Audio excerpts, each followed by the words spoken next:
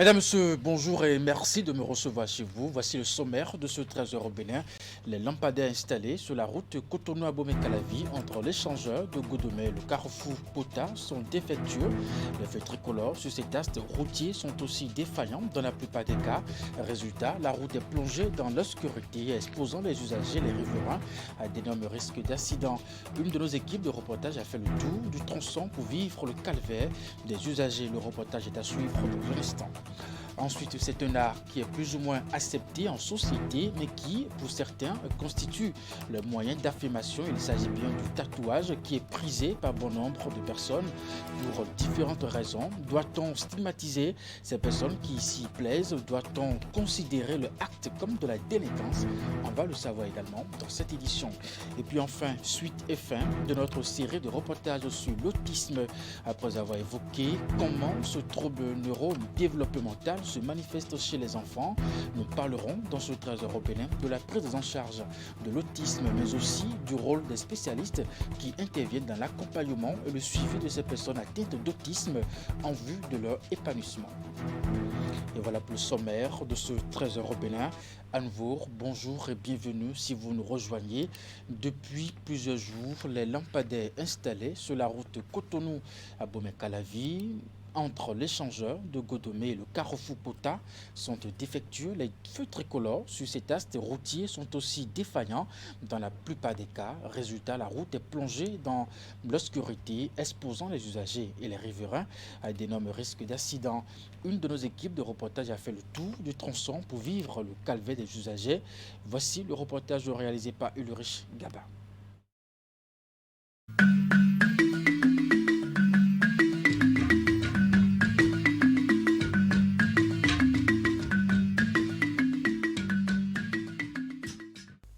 De l'échangeur de Godomé au carrefour Pota dans la commune d'Abomey-Calavi, la route inter-État est non éclairée et suscite de nombreuses inquiétudes chez les usagers et les riverains. Et pourtant, c'est l'une des routes de grand trafic régulièrement empruntée par des camions et des voitures transportant marchandises et personnes. L'obscurité sur une voie inter comme ça, c'est l'insécurité totale. C'est flou dans l'ioji, qu'aussi échanger ton caca bobio, caravisin camé soir et do accident gégé de ton. Donc, bêtement, nous mondions nous qu'on a problème de ton et support. Et vous voyez qu'il y a des étudiants qui sortent à l'heure là pour rentrer chez eux. Et c'est d'ailleurs pourquoi nous rencontrons au quotidien des accidents de circulation à des heures pareilles. Parce que lorsque la voie n'est pas éclairée, vous êtes d'accord avec moi que les citoyens sont exposés à tout. Une fois qu'il y a obscurité, on ne peut pas distinguer les panneaux. C'est difficilement. Peut-être que quand tu aurais lancé les phares, que tu vas te rendre compte, ou quand tu es un habitué de la voie, que tu sauras qu'à tel endroit, il y a tel panneau qui est planté. Malgré le manque de visibilité la nuit, plusieurs conducteurs excèdent largement la vitesse limite exigée en agglomération au mépris du...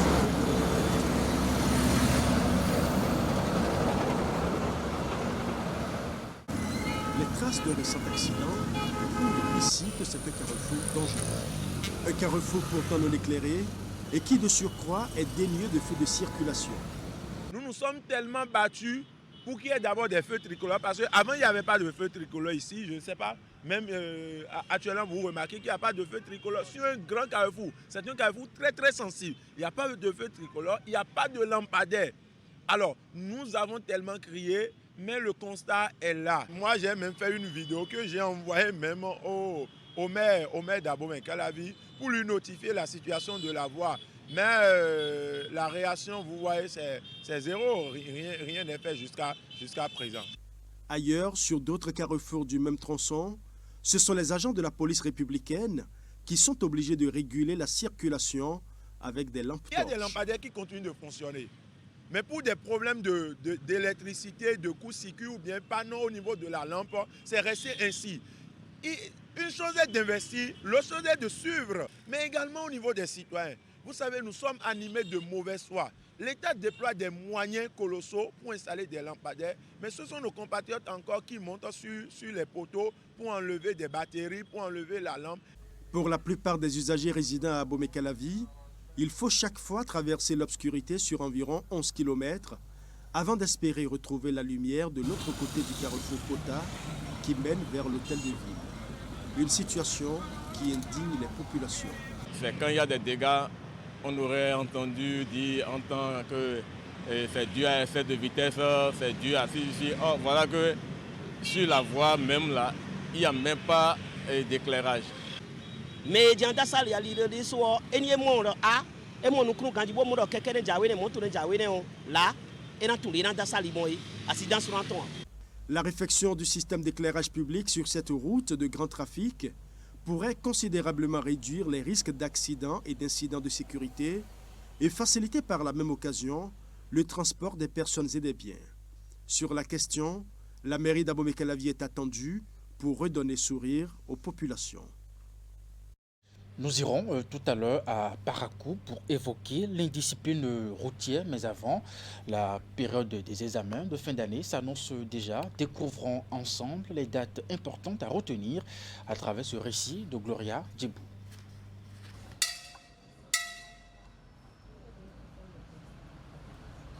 C'est une période charnière qui commence pour les acteurs du système éducatif béninois. Les examens nationaux démarrent déjà et s'étendront jusqu'en juillet, conformément à l'arrêté interministériel portant calendrier national des examens et concours scolaires et universitaires et tests de recrutement pour l'année 2023. Les grandes dates à retenir sont les suivantes. Du lundi 5 juin au jeudi 8 juin 2023 auront lieu les épreuves écrites et orales et les épreuves de PS de l'examen du certificat d'études primaires CEP. Elles seront composées en session normale et en session réservée aux personnes aveugles, amblyopes et autres personnes handicapées. Du lundi 12 au mercredi 14 juin 2023 seront composées les épreuves écrites du brevet d'études du premier cycle BEPC. Les différentes sessions concernées sont la session normale et la session réservée aux personnes aveugles, amblyopes et autres personnes handicapées. Du lundi 19 au jeudi 22 juin 2023, seront composées en session normale les épreuves écrites de l'examen du baccalauréat. Du lundi 26 au mercredi 28 juin 2023 aura lieu la session de remplacement du BEPC. Du lundi 3 au jeudi 6 juillet 2023 se dérouleront les épreuves écrites et orales et les épreuves de PS de la session des malades du CEP. Du lundi 17 au jeudi 20 juillet 2023 aura lieu la session de remplacement du baccalauréat. Nous souhaitons à tous les candidats du cœur à l'ouvrage. À Parakou, nous y sommes à présent. La cité des Kobourou est aujourd'hui en proie à l'indiscipline routière. Le véritable mal des populations a pour nom l'excès de vitesse. Sur les routes de cette ville en plein essor, les accidents sont désormais entrés dans les habitudes. Les usagers et les riverains vivent constamment la psychose des dégâts matériels et puis humains. Et malgré les sensibilisations, la situation reste inchangée. La dernière en date remonte dimanche dernier avec un accident impliquant un adolescent venu percuter de plein fouet une dame qui revenait de l'église. Cette énième scène d'insécurité routière nous est relatée ici par l'une de nos équipes de tournage et le riche Gaba, Henri Ganti.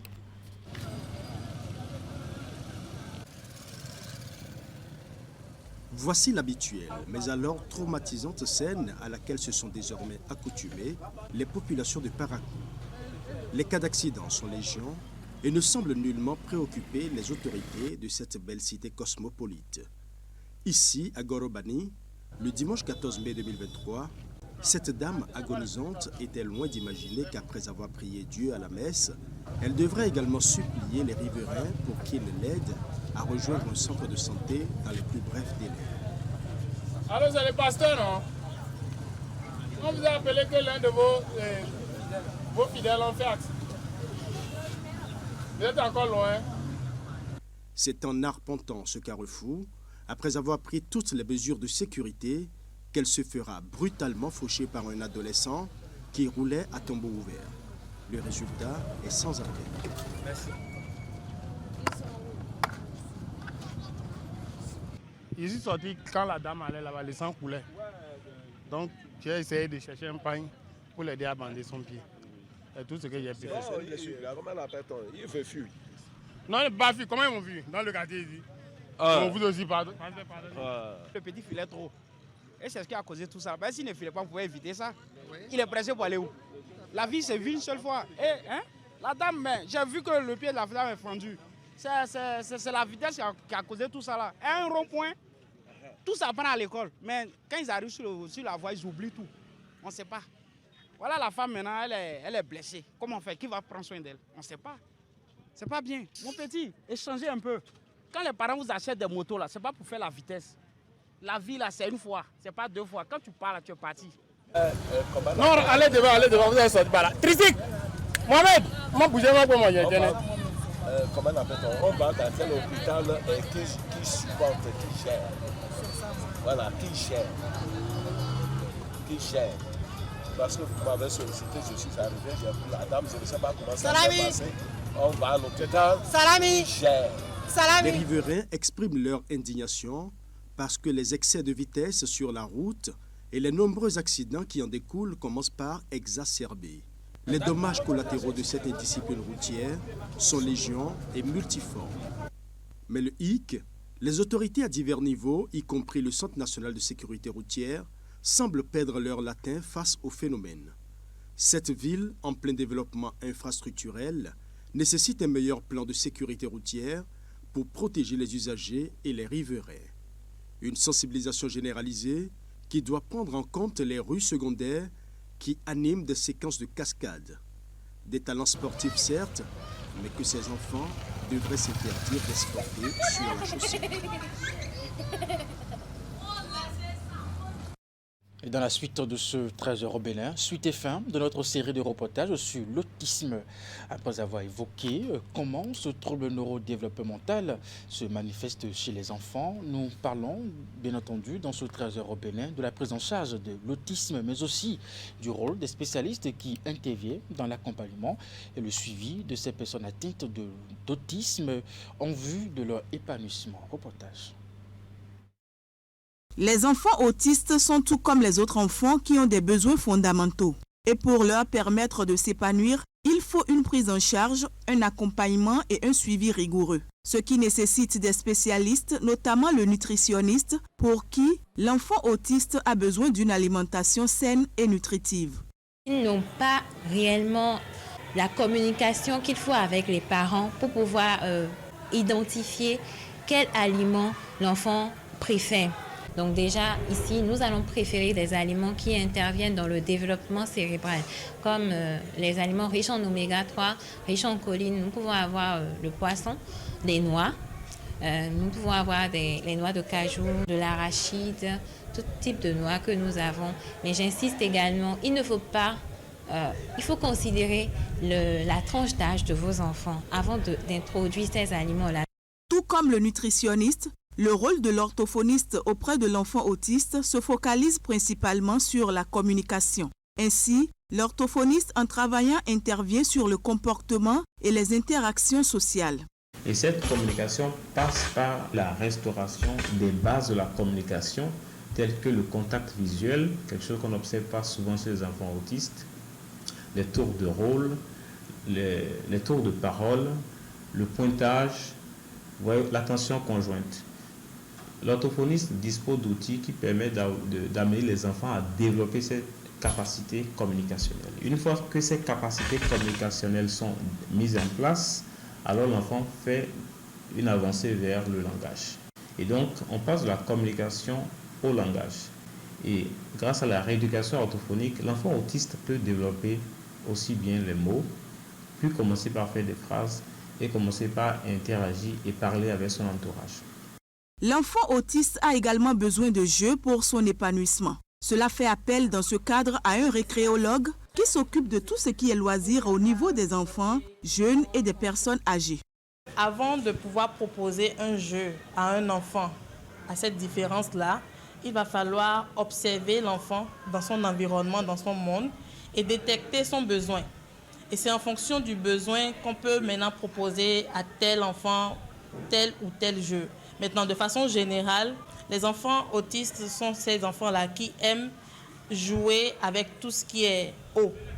Donc, des jeux avec l'eau et les parents qui doivent effectuer un suivi avec ces enfants-là.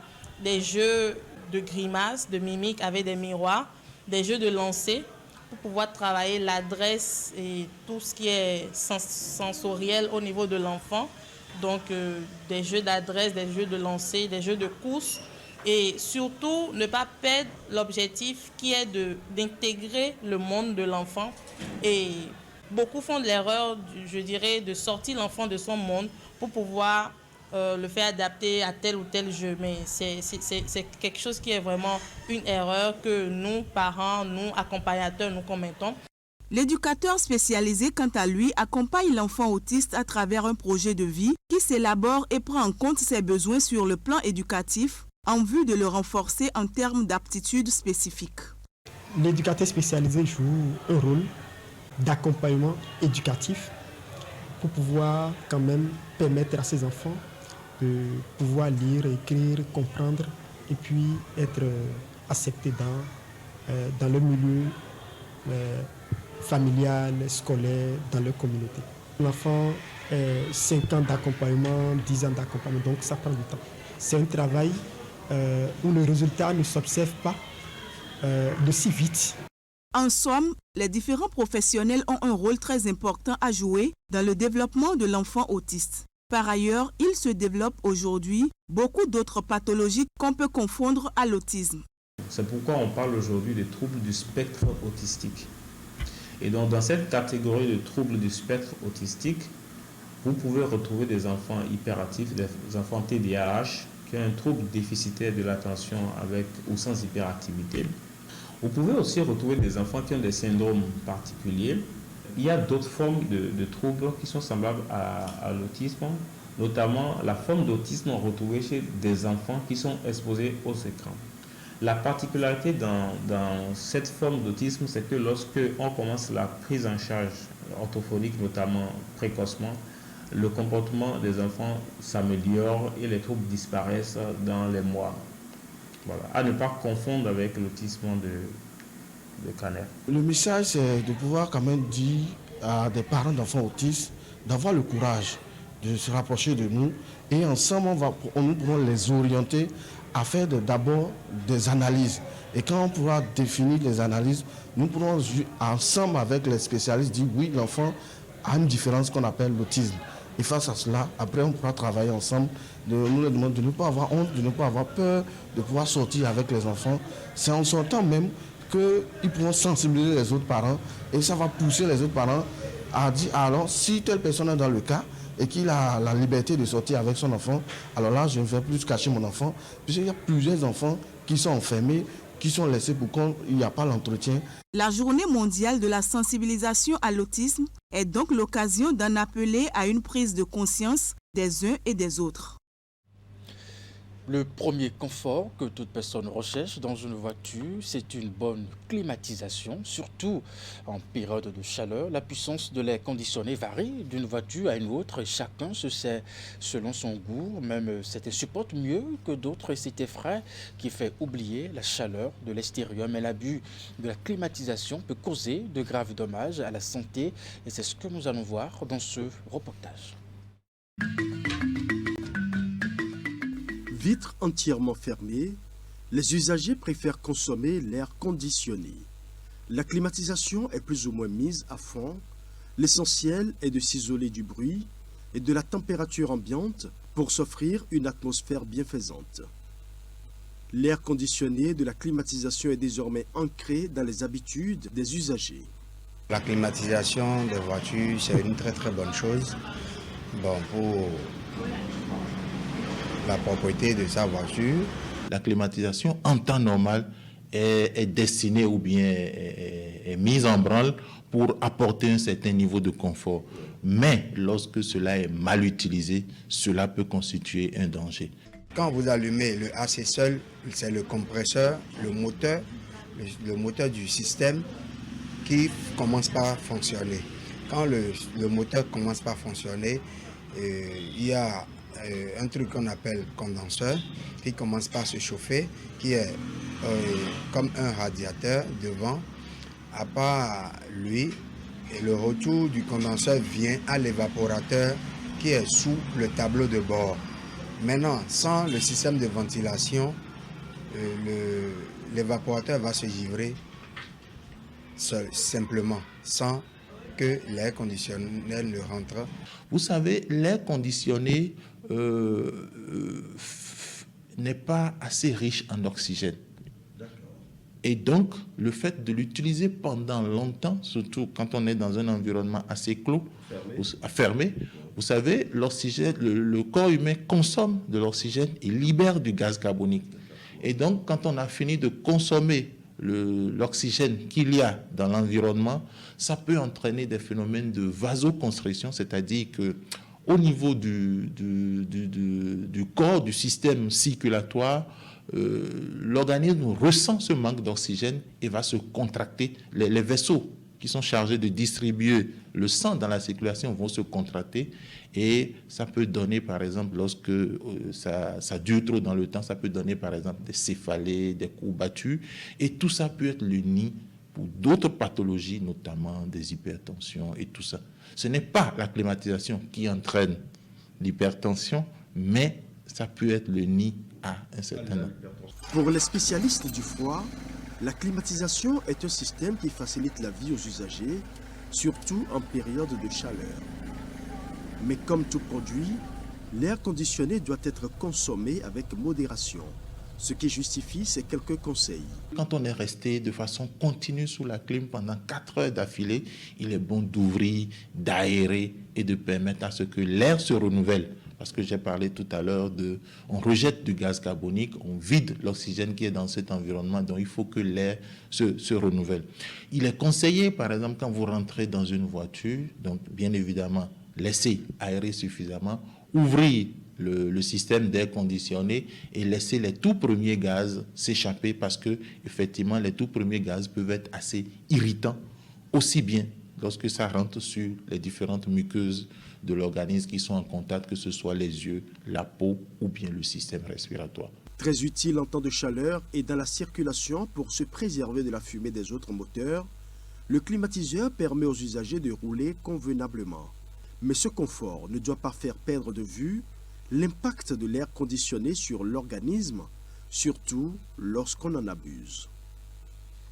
C'est un acte qui est plus ou moins accepté en société, je vous l'annonçais en titre, mais pour qui certains constituent le moyen d'affirmation. Il s'agit bien du tatouage qui est prisé par bon nombre de personnes pour différentes raisons. Doit-on stigmatiser ces personnes qui s'y plaisent ou doit-on considérer le acte comme de la délinquance? Élément de réponse dans ce reportage de Teddy Goudalo. Le dos de Aïcha, la trentaine environ, se distingue par 3 motifs essentiels de tatouage qui, pour elle, sont significatifs. Sur un côté de mon épaule, il y a d'abord écrit Triomphe. Triomphe, c'est une marque de moto. Ça veut dire j'étais motard à une époque donnée. Mais bon, comme les parents se disent c'est trop dangereux et tout, donc j'ai arrêté. Du coup, Triomphe, c'est la marque de moto que je conduisais. À part ça, de l'autre côté, j'ai écrit quelque part Yes, I can. Parce qu'à un moment de ma vie, je me suis retrouvée seule, je dirais seule face au monde entier, sans l'aide des parents ni personne. À part ça, il y a une fleur sur la colonne vertébrale. Et à la suite de cette fleur, il y a écrit Force, vie, santé. On peut dire que c'est une devise qui me motive. Tout comme Aïcha, plusieurs personnes font le tatouage pour matérialiser une émotion positive ou négative sur son corps. C'est le portrait de mon enfant. Je l'ai fait parce que je l'aime trop. Qu'est-ce que vous avez écrit? The time is limited. Le temps est limité. J'ai choisi d'écrire ça parce que dans la vie d'aujourd'hui, si tu veux faire quelque chose, il faut le faire. Il ne faut pas attendre quelque chose avant de le faire. C'est pourquoi le temps est limité, parce que chaque chose a son temps. La Vierge Marie, je l'ai fait parce que je suis chrétienne et tout. Voilà. Ceci, c'est un cover, parce qu'il y avait un ancien tatouage là, qu'on a couvert avec un autre tatouage. Donc voilà le résultat. On ne voit plus l'ancien tatouage. Écrit un nom là. Donc il a modifié le nom. Là, c'est écrit Krishna est toute ma vie. Krishna, c'est ma fille. Et bizarrement, moi, au départ, je n'aimais pas les tatouages. Je me disais que mon corps n'était pas un tableau pour que je me mette à écrire là-dessus. Mais sincèrement parlant, à un moment de ma vie avec ma fille, on a vécu pas mal de choses. Et un jour, j'étais au boulot. Je me suis dit, Krishna est toute ma vie. Et comme ça, j'ai demandé à une amie avec moi, est-ce que tu connais un tatoueur qui pourra m'écrire cette phrase-là? Mon penchant pour le tatouage a débuté dès lors que j'ai perdu ma petite sœur. J'ai perdu ma petite sœur à l'âge de 18 ans. Quand elle avait 18 ans, elle est morte le jour de son anniversaire. Et c'est après ce décès, le lendemain, j'ai commencé mes tatouages. J'ai commencé le tatouage. C'est plus la douleur qui m'a envoyé vers les tatouages. Avoir le désir de se faire dessiner des images ou transcrire des phrases célèbres sur la peau relève d'une profonde réflexion. Mais le regard de la société est tout autre. Il faut accepter que le regard au départ est un regard mitigé, un regard étiqueté, c'est-à-dire un stigmatisme, je dirais en griffe à tort. Ces jeunes, ces personnes qui se font tatouer parce que il faut reconnaître aussi que ce n'est pas le départ dans notre société.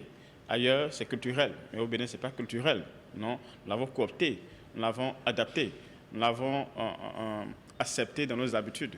Donc c'est ça qui fait que lorsque quelqu'un le fait, on a un regard négatif sur cette personne, pensant que c'est un bandit, c'est une personne hors de la société, c'est hors la loi. Non. Le tatouage ne constitue donc en aucun cas un symbole de délinquance, contrairement à ce que l'on entend dire souvent.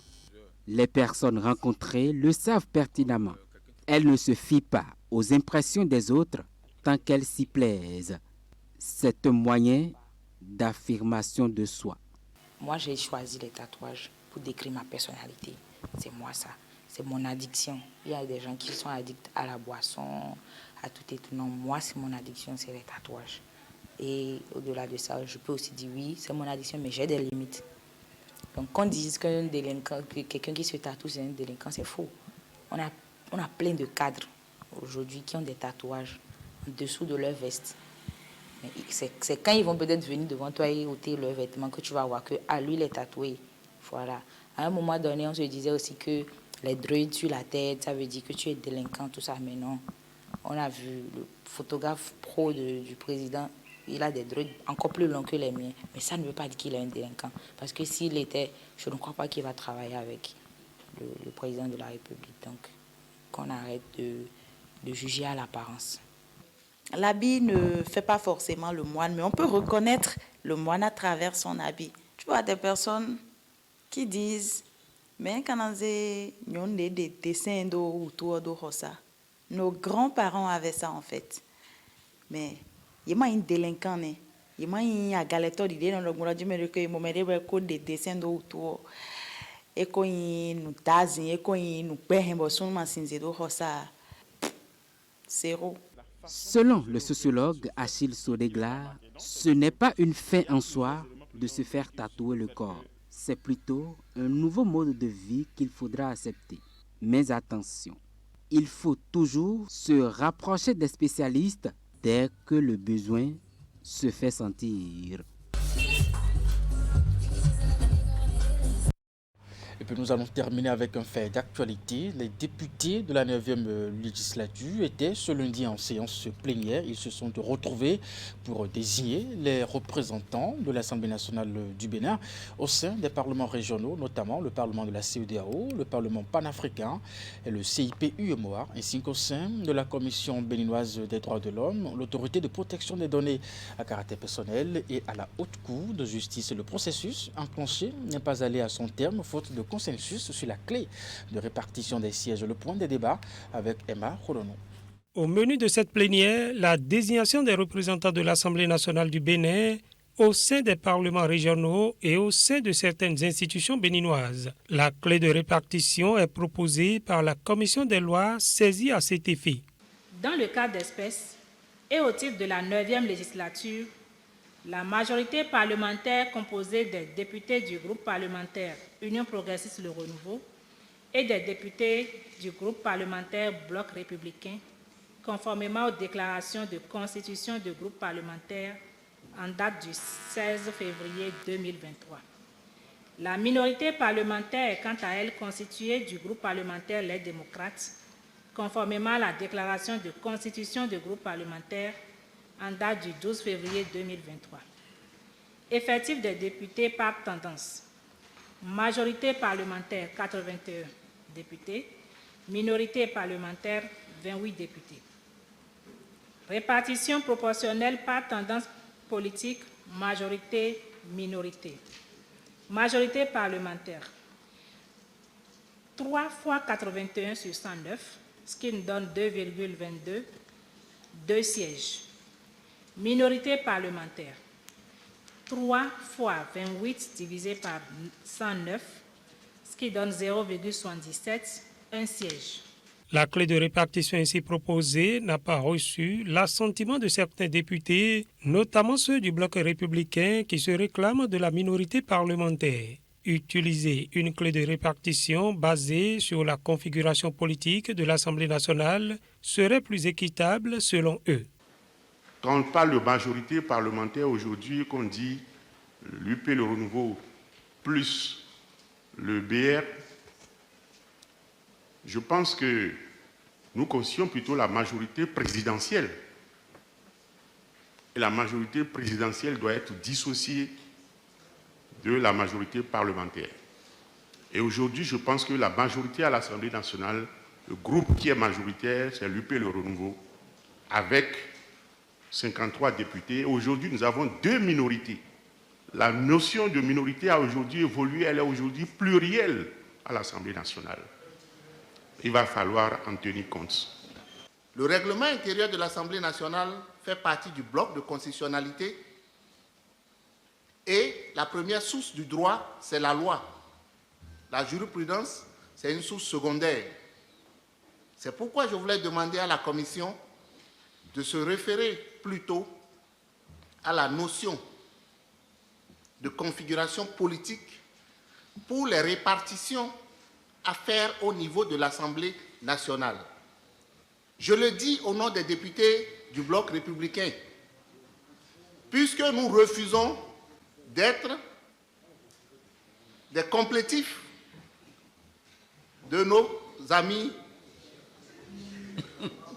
de l'UP Le Renouveau. Il fallait voir pendant les élections nos confrontations sur le terrain. Aujourd'hui, on demande que nous allions les compléter pour que quand ils finissent de manger, il nous reste le reste. Nous refusons cela. Monsieur le Président, vous devez tenir compte du bloc républicain comme étant une entité politique présente dans cette assemblée-là. L'UP Le Renouveau a 53 députés. Et Dieu merci, les démocrates ont 28 et le BR 28. Donc ces 3 partis politiques, l'UP constitue la majorité, le BR la minorité et les démocrates la minorité. C'est aussi simple que ça. Non. Non. Non. Il n'y a pas 2 majorités parlementaires, il n'y a pas 2 minorités parlementaires. Il y a une majorité parlementaire, une minorité parlementaire. Le rapport de la commission des lois n'a pas été soumis au vote. La plénière a suggéré à la commission de reprendre le travail en prenant en compte les observations à lui faites. La désignation des représentants de l'Assemblée nationale dans les parlements régionaux et autres institutions du Bénin est donc reportée à une date ultérieure. Mesdames et messieurs, c'est la fin de ce 13h au Bénin. Retrouvez à 16h votre bulletin d'information, 19h30, la grande édition de la soirée. Jusque-là, portez-vous bien et à très bientôt.